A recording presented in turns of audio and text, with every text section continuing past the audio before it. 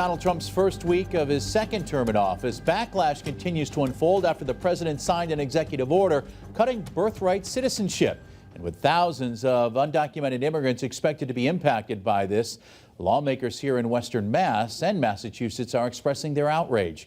Western Mass News reporter Matt Price live for us tonight in studio with what one lawmaker had to say. Matt? Chris, Representative Carlos Gonzalez, who represents the 10th Hamden District in Springfield, did not hold back his emotions and thoughts about this issue. He's also responding to a threat he and other state and local officials could face if they resist Trump's policies.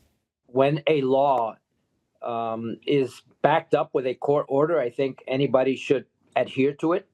But when you are breaking the Constitution, then you're going to have a challenge. An emotional Carlos Gonzalez expressing strong disapproval of President Donald Trump signing several controversial executive orders, one of them ending birthright citizenship for people who were born in the United States and are descendants of those who came into this country without documentation. Gonzalez arguing this violates the 14th Amendment and says children affected should be protected. I don't see them posing any threat to the United States or the security of the United States of America. The state representative blasting Trump Wednesday morning, saying he should be focused on lowering gas prices, electric and utility bills, as well as other issues. Since the order was signed, there has been talk about ICE agents possibly going to school districts, including those in sanctuary cities like Springfield, Amherst, and Northampton, to find undocumented students. Western Mass News reached out to local school districts for their reaction. Northampton Public Schools Superintendent Dr. Portia Bonner said in a November memo, FERPA, the Family Educational Rights and Privacy Act, is very clear that we cannot share student information. It is not probable that ICE will conduct enforcement activities on school grounds or request information about students and their families.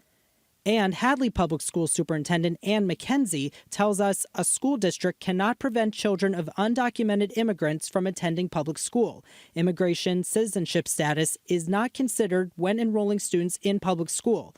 Hadley police have shared their policies with the schools. DESE is offering 2 webinars on immigrant and refugee students' rights in light of possible changes to immigration policy at the federal level. The Justice Department also released a new memo threatening prosecution of state and local officials who resist Trump's crackdown. Gonzalez's response? Threats need to be backed up by laws. The Constitution defends the right for individuals to stand up for those who are lawfully here, or also those who are looking for protections here. Northampton Public School Superintendent Bonner also says the district will continue to help families understand their rights by working with local agencies to provide counseling services. And coming up on Western Mass News at 6, we'll have social media reaction from other state leaders and officials. For now, reporting live in the studio, Matt Price, Western Mass News.